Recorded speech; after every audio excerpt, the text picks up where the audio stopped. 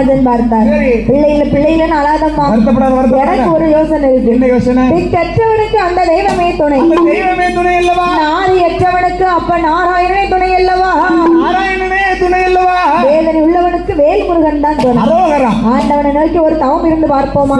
அப்படியாவது ஒரு பிள்ளை வரம் கிடைக்கா இல்லையா? உன்கிட்ட சொல்லி பிரயோஜனம் இல்லை, என்கிட்ட சொல்லி பிரயோஜனம் இல்ல. என்ன, எனக்கு ஒரு ஐடியா இருக்கு. என் தம்பிட்ட சொல்லி பாக்கியா, பிள்ளை இல்லைன்னு சொல்லி. பிள்ளை இல்லைன்னு உன் தம்பிட்ட சொல்லணுமா? நீ சொல்லணுமான்னு சொல்லி ஆச்சரியப்படாத. அவன் ஏன் தெரியும் அப்படி சொல்லுதா? என் தம்பி சாமி அடி இப்படி போட்டு இப்படி பின்னால போட்டு கையில எலுமிச்சம்பழத்தை தந்தாமனு சொன்னா, அடுத்த வருஷமே டபுள் பிள்ளை, ஆம்பளை பிள்ளை. தப்புனா பொம்பளை பிள்ளை. கொண்டாடி ஒரு தம்பிட்ட கூட்டு போகணுமா?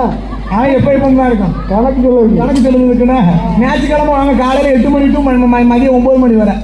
மதியம் 9 மணி வரை 9 மணி கூட்டம்னா முடிஞ்சு நடைய சாத்திடுவாங்க.